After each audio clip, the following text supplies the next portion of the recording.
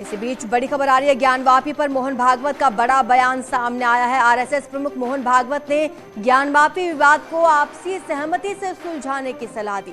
मोहन भागवत ने साफ कहा कि इतिहास को बदला नहीं जा सकता और ये सच है कि बाहर से आए आक्रमणकारियों ने देश में हजारों मंदिरों को तोड़ा था।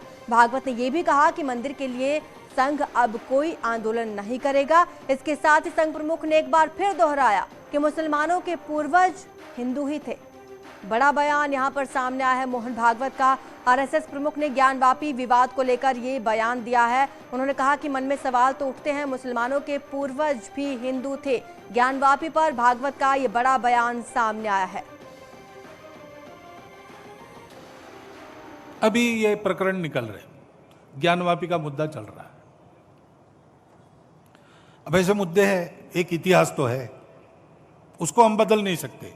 वो इतिहास हमने नहीं बनाया, न आज के अपने आप को हिंदू कहलाने वालों ने बनाया, न आज के मुसलमानों ने बनाया। उस समय घटा, इस्लाम बाहर से आया, आक्रमकों के हाथ आया।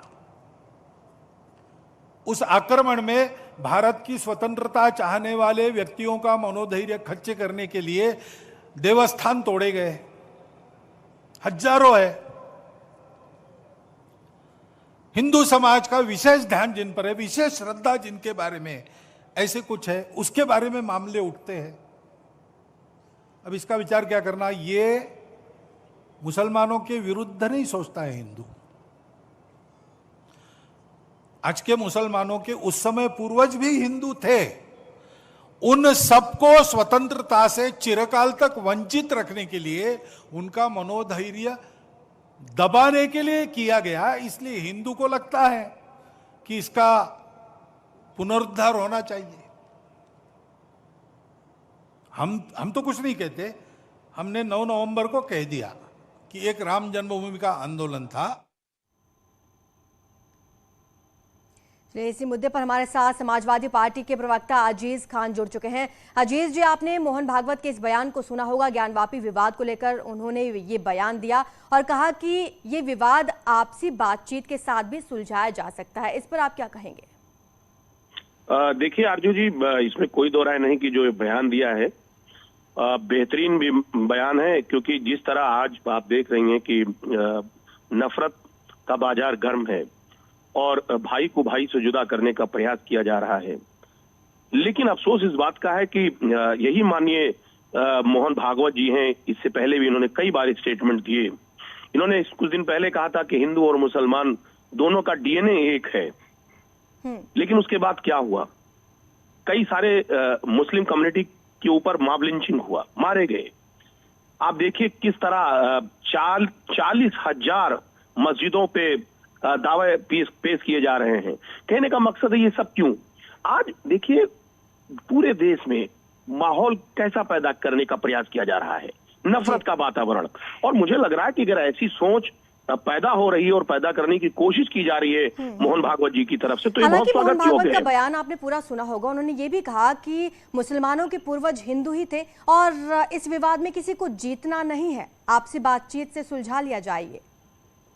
देखिए आरजू जी, बिल्कुल ये दुरुस्त बात है कि जो मुस्लिम कम्युनिटी हिंदुस्तान में रह रहा है, इसके पूर्वज हिंदू रहे, तो आस्था का ही तो सवाल है। कोई हिंदू मान्यता को मानता है, कोई मुस्लिम मान्यता को मान रहा है, तो दोनों दो अलग अलग पंथ को मान रहे हैं, तो दोनों को मानने दिया जाए। आखिर उसमें भी भेद क्यों, जब वो भाई ही रहे हैं पहले से। और ये भी कहते हैं और ये सच्चाई भी है, तो वो आखिर भाइयों में विभेद पैदा कराने की कोशिश क्यों? यही सवाल है। आरएसएस प्रमुख के इस बयान के साथ जाते हैं, वहीं हमारे साथ जी मैं लौटूंगी आपके पास। हमारे साथ बीजेपी के प्रवक्ता मनीष शुक्ला भी जुड़े हुए हैं। मनीष जी, आपका क्या प्रतिक्रिया रहेगी इस बयान पर? नहीं, देखिए पूरा बहुसंख्यक समाज की आस्था न्यायपालिका और संविधान पर है और निश्चित रूप से पूजा पद्धति अलग हो सकती है, लेकिन पूर्वज नहीं बदला करते। तमाम जगहों पे तमाम देशों में इसके उदाहरण मौजूद है। इंडोनेशिया उसका सबसे बड़ा और सबसे ज्वलंत उदाहरण है।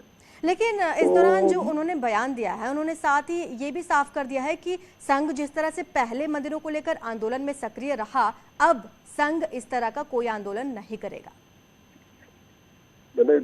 ठीक बात है।